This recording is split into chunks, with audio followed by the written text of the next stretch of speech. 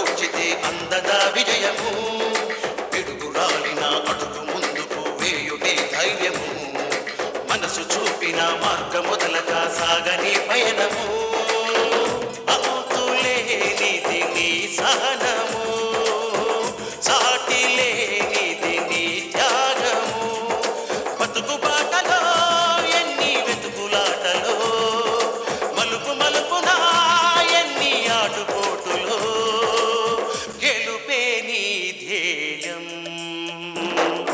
సాహసమే నీ ఆయుధం, సాధించే నీ ఆశయం, సాహసమే నీ ఆయుధం, సాధించే నీ ఆశయం.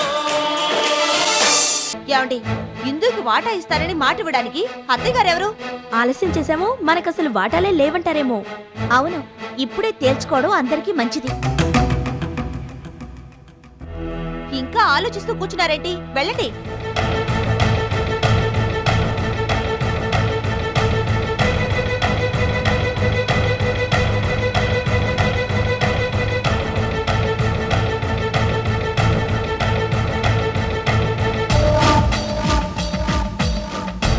శాంతి, రాను రాను నువ్వు ఇలా తయారవుతున్నావేమిటే? నీలో పెద్దరికం పోయింది, హుందాతనం పోయింది. ఇంతకు ముందు అందరూ నిన్ను చూసి భయపడేవాళ్ళు, ఇప్పుడు అసహించుకుంటున్నారు. ఆ పరిస్థితి నీ అంతట నువ్వే తెచ్చుకున్నావు. అమ్మా, ఆఖరికి నువ్వు కూడా నన్ను అసహించుకోవాల్సిన పరిస్థితి వచ్చింది. నీ మొహం చూడబుద్ధి కావట్లేదు. అసలు నువ్వేం చేస్తున్నావో, ఎందుకు చేస్తున్నావో తెలిసే చేస్తున్నావా? ఇందు పెళ్లి జరిగిందని సంతోషించాలా, కొత్త సమస్య రాబోతుందని ఏడవాలా? అసలు నాకేం అర్థం కావట్లేదు.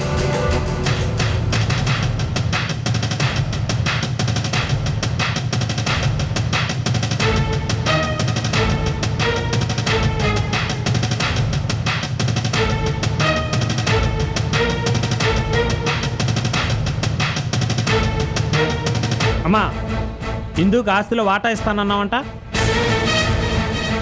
మాతో పాటు సమాన వాటా ఇస్తానన్నావట? పెరుమాళ్ వాళ్ళమ్మ అలా అంటున్నారు. ఆ కండిషన్ మీదే పెళ్లి చేసావంట? అవును, ఇస్తానన్నానా? ఇస్తానని కమిట్ అవడానికి నువ్వెవరు? అంతా నీ ఇష్టమేనా? నీ అంతట నువ్వు నిర్ణయాలు తీసేసుకోవడమేనా? మాతో పాటు ఇందుకు వాటా పంచడానికి వీల్లేదు.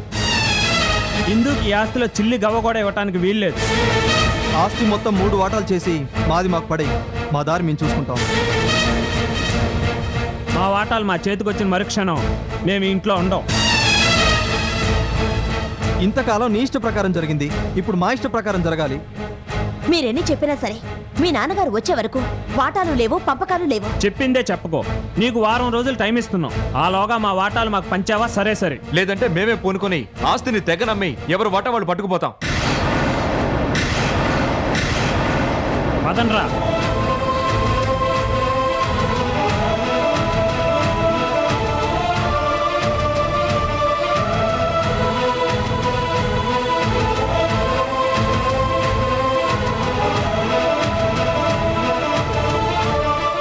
శాంతి, విన్నావా? నీ కొడుకులు చెప్పింది విన్నావా? వారం రోజులు టైం ఇచ్చారు. ఏం చేయబోతున్నావు?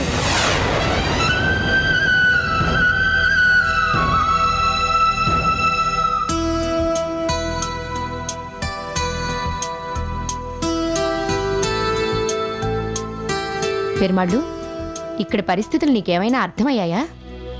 అర్థం చేసుకోవడానికే ప్రయత్నిస్తున్నాను. పరిస్థితులు బాగోలేనప్పుడు ప్రయత్నించి ఏం లాభం? ఈ ఇంటి ఆడపడుచు లక్ష్మి మీ అత్తగారి మీద కోపంతో ఇల్లు విడిచిపెట్టి వెళ్ళిపోయింది. ఇందుకు వాటా ఇవ్వడానికి వీల్లేదని నీ ముగ్గురు బావమరుదులు గొడవ చేస్తున్నారు. పెళ్లికి ముందు మీ అత్తగారు అన్నట్టుగా ఇందుకు వాటా రాదు. నాకు తెలిసినంత వరకు వచ్చే అవకాశం లేదు. అందుకని మనం ముందుగా జాగ్రత్త పడాలి. ఆస్తి మన చేతికి వచ్చేంత వరకు శోభనం జరగకూడదు. అవునరా, మనం ఇక్కడే గనక ఉంటే ఏదో విధంగా నీ మెడ వంచి శోభనం జరిపిస్తారు. అన్నమాట ప్రకారం ఇందు వాటా చేతికొచ్చాకే శోభనం అని కండిషన్ పెట్టి ఇంటికెళ్ళిపోదాం. అప్పుడు గాని వీళ్ళు దారికి రారు. నువ్వు చాలా తప్పుగా ఆలోచిస్తున్నావమ్మా. అలా కండిషన్ పెట్టడం మంచిది కాదు. వాళ్ళకు కోపం రావచ్చు, రోషం రావచ్చు, ఇంకేదైనా జరగచ్చు. అలా అని శోభనం చేసుకుంటావా? చేసుకోను, ఇక్కడే ఉంటాను. కానీ శోభనం మాత్రం జరగదు. ఇక్కడే ఉంటూ ఏదో విధంగా ఆస్తిని చేజిక్కించుకోవాలి.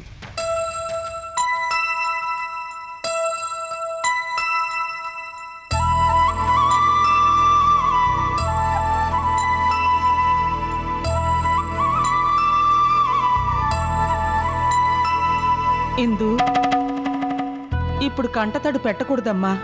చెప్పడం చాలా తేలికనుకో. ఈ రాత్రే నీకు విషమ పరీక్ష. తట్టుకోలేని మానసిక సంఘర్షణకు లోనవుతావు. నువ్వు బాధపడుతున్నట్టు మీ ఆయనకి తెలియకూడదు. ఒకవేళ తెలిసిందనుకో, నిన్ను అసహించుకోకపోయినా నీ పరిస్థితికి జాలి పడతాడు.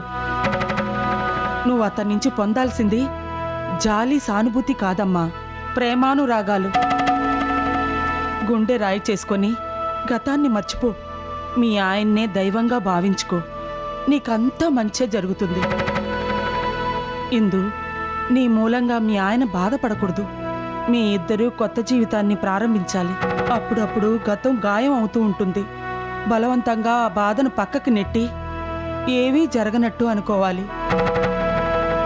నువ్వెప్పుడూ సంతోషంగా ఉండాలి. ఈ పాల గ్లాస్ తీసుకుని వెళ్ళమ్మా. తీసుకో అమ్మా. తీసుకో. ఎళ్ళమ్మా, ఎళ్ళు.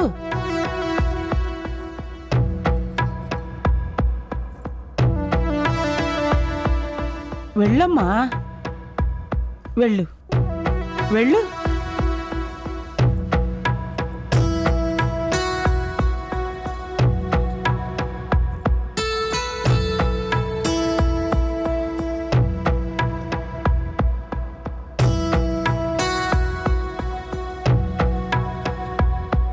ఏంటలా నిలబడిపోయారు? వచ్చి కూర్చోండి మేడం. మేడం, నిన్నటిదాకా మీరు నాకు బాస్, జస్ట్ ఈ రోజే నాకు భార్య అయ్యారు. అదేంటో గాని మిమ్మల్ని నేను భారీగా ఊహించుకోలేకపోతున్నాను. మీ పట్ల నాకు భారీగా ఫీలింగ్ లేదు. అప్పుడు ఇప్పుడు ఎప్పుడు మీరు నాకు మేడమే, నా బాసే. ఏదో తప్పనిసరే పెళ్ళంటే చేసుకున్నారు, కానీ మీ మొదటి భర్త స్థానంలో నన్ను ఉంచలేరు. దానికి చాలా టైం పడుతుంది. మీ జీవితాన్ని, మీ గతించిన భర్తను మరిపించే విధంగా మిమ్మల్ని సుఖపెట్టాలనుకుంటున్నాను. మీరు ఏ రోజున మనస్ఫూర్తిగా త్రికరణ శుద్ధిగా నన్ను భర్తగా అంగీకరిస్తారో ఆ రోజునే మనకి తొలి రాత్రి, శోభన రాత్రి.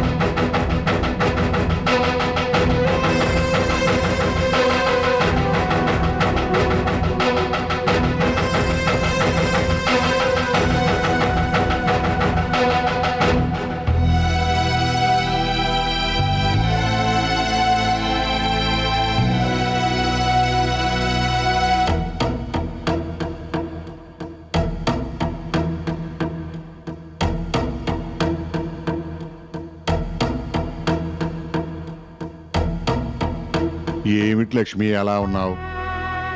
ఈ కొత్తింటోకి వచ్చిన దగ్గర నుంచి నువ్వు సరిగ్గా తిండి తింటలేదు, నిద్రపోవటం లేదు.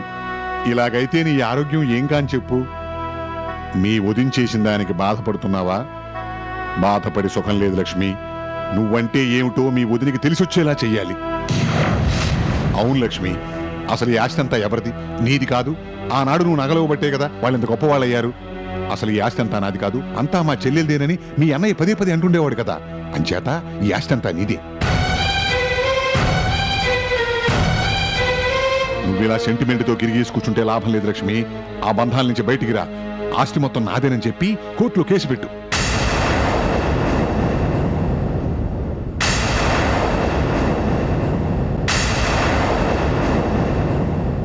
అసలు ఆస్తిని చూసుకునే కదా మీ వదిలి గారు కన్ను మిన్ను కానకుండా ఎగురుతోంది. ఆస్తి అంతా నీదేనని చెప్పి కోర్టులో రుజువు చేశామనుకో, ఆవిడ గారి తెక్క కుదురుతుంది.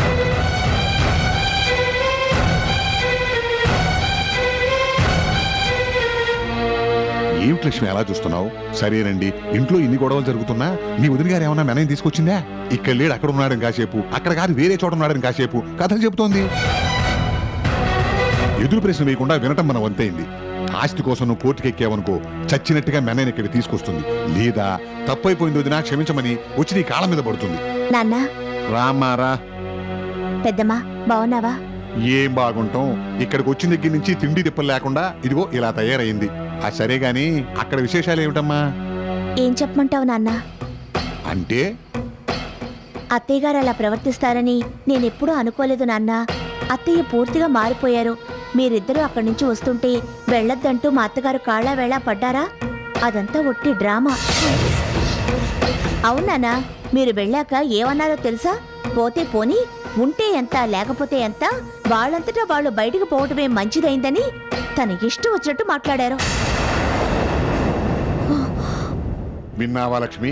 అందుకే నిన్ను కోర్టుకి ఎక్కమని చెప్పేది. అమ్మా గీత, ఆస్తి కోసం కోర్టుకి ఎక్కమని మీ పెద్దమ్మకి ఎంత చెప్పినా వినిపించుకోవటం లేదు. కాస్త నువ్వైనా చెప్పమ్మా. పెద్దమ్మా, నాన్న చెప్పినట్టు చేయటమే మంచిది. మీరేంటో తెలియాలన్నా, మా అత్తగారు పొగరు అణగాలన్నా మీరు కోర్టుకి ఎక్కాల్సిందే. ఇక మీరేం ఆలోచించకుండా మంచి లాయర్ని చూసి కేసు పెట్టండి.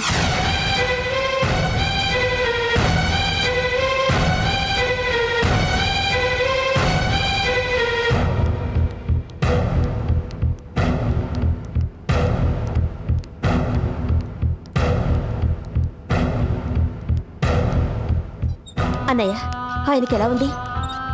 డాక్టర్ని అడిగితే అబ్జర్వేషన్లో ఉంచామంటున్నారు. ఇంకోసారి అడిగితే చికాకు పడుతున్నారు. చేసిందేమో ముఖానికి ఆపరేషన్. చివరికి ఫలితం ఏమిటనేది ఎవరూ చెప్పలేకపోతున్నారమ్మా.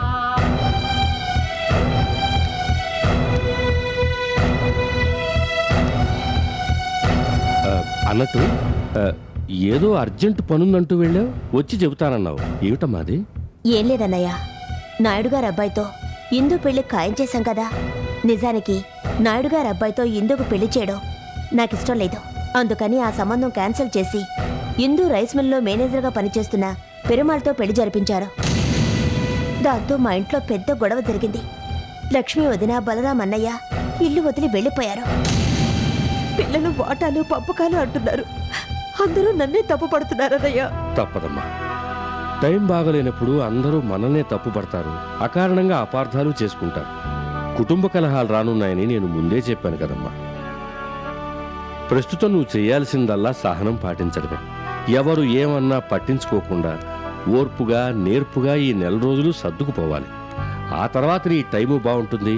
ఈలోగా ధర్మారావు కోలుకుంటాడు. వాడు గనక ఇంటికి వచ్చేస్తే నీకు బాధలు తప్పినట్టే. అన్నీ తనే చూసుకుంటాడు.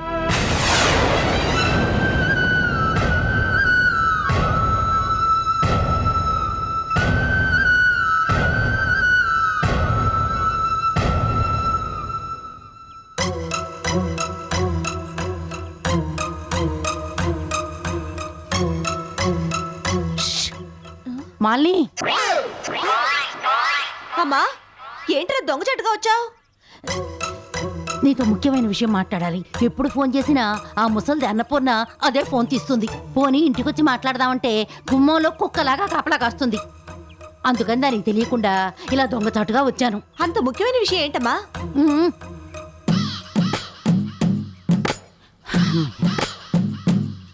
సీత ఇల్లు వదిలిపెట్టి వెళ్ళిపోయి చాలా రోజులైంది. అది చచ్చిందో బతికిందో తెలీదు. జయకృష్ణ ఖాళీగా ఉన్నాడు. పెళ్ళాం పోస్టు వేకెంటు. ఆ తాగుబోతోడి మనసు మార్చి మన దారికి తెచ్చుకొని మన లతని కట్టబెడితే ఎలా ఉంటుందంటావు?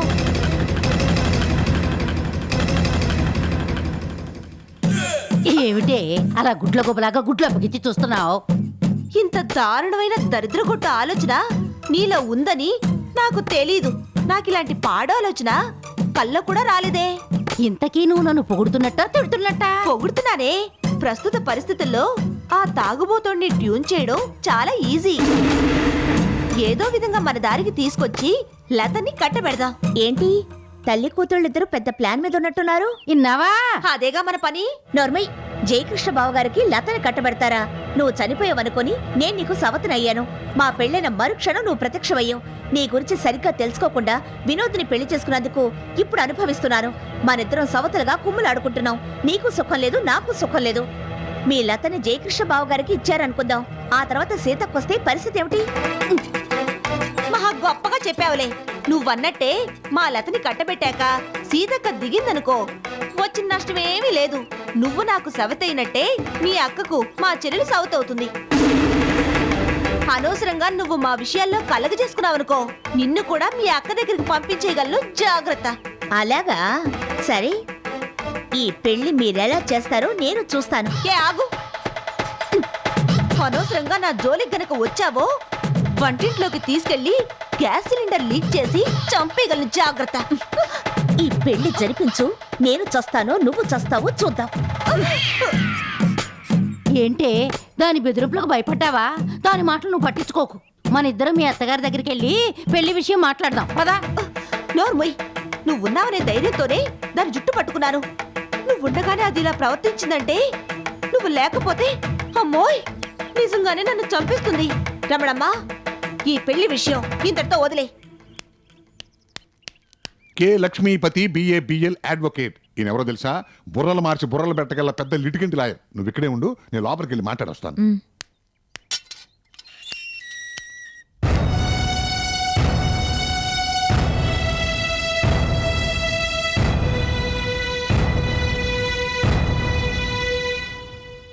నమస్కారం లాయర్ గారు.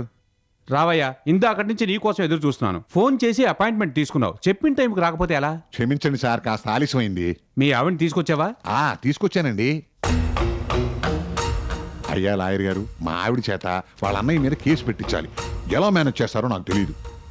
కేసు పెట్టింది ఆస్తి కోసం కాదు, కేవలం మీ అన్నయ్యని బయటికి రప్పించడానికి అని చెప్పి మా ఆవిడని ఒప్పించాలి. తర్వాత మీ ఇష్టం. సరే, మీ ఆవిడని తీసుకురా. లక్ష్మి, లాయర్ గారితో నేను అన్ని మాట్లాడాను, నిన్ను కూడా రమ్మంటున్నారు. రా.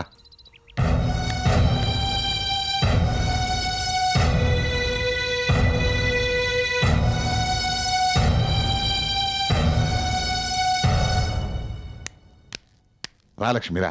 లాయర్ గారు, మా లేడీస్. నమస్కారం. నమస్కారం, కూర్చోండి.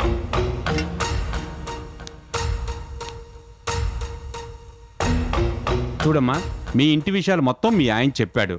మీ వదిన గుణపాఠం చెప్పక తప్పదు. అజ్ఞాతవాసం నుంచి మీ అన్నయ్య బయటికి రావాలంటే శాంతి మీద కేసు పెట్టక తప్పదు. దాంతో మీ అన్నయ్య బయటికి వస్తాడు. మీరు ఈ కేసు గెలిచిన తర్వాత కేవలం ప్రిస్టేజ్ గురించే కేసు పెట్టాను, ఈ ఆస్తి నాకెందుకు, మీరే అనుభవించండి అని తిరిగిచ్చే అవకాశం ఉందమ్మా. అబ్బా, ఆ అవకాశం కూడా ఉందన్నమాట. చూసావా లక్ష్మి, ఆ పాయింట్ నాకు తట్టనే లేదు. ఏమైనా లాయర్ గారే. మీరు చెప్పండి సార్. మీరంటే ఏమిటో వాళ్ళకి తెలిసి రావాలంటే ఇంతకన్నా మంచి అవకాశం రాదు. ఇప్పుడు గాని మీరు ఊరుకుంటే మిమ్మల్ని చేతకాని వాళ్ళ కింద జమ కడతారు. విలువ గౌరవం ఏమీ ఉండవు. అబ్బే, ఆ ఇంటో మా ఆవిడకి విలువ ఎప్పుడో పోయిందండి. ఆ బాధలు తట్టుకోలేకనే కదా మీ దగ్గరికి వచ్చింది. మీరు చెప్పండి. వాళ్ళు తిక్క కుదరాలంటే నువ్వు వాళ్ళని కోర్టుకు లాగాల్సిందే. ఇదిగో ఈ కాగితాల మీద సంతకం పెట్టండి. ముందు మా అన్నయ్యని చూడాలి, మా అన్నయ్యతో మాట్లాడాలి. అంతవరకు నాకు మనశ్శాంతి ఉండదు. లక్ష్మి, కోర్టు నోటీస్ అంతగానే మీ అన్నయ్య ఎక్కడున్నా సరే బయటకు వస్తాడు. తప్పదు, నువ్వు సంతకం పెట్టు. మేడం, అన్నీ మీకు అనుకూలంగా జరుగుతాయి. మీరు ధైర్యంగా సంతకం పెట్టండి.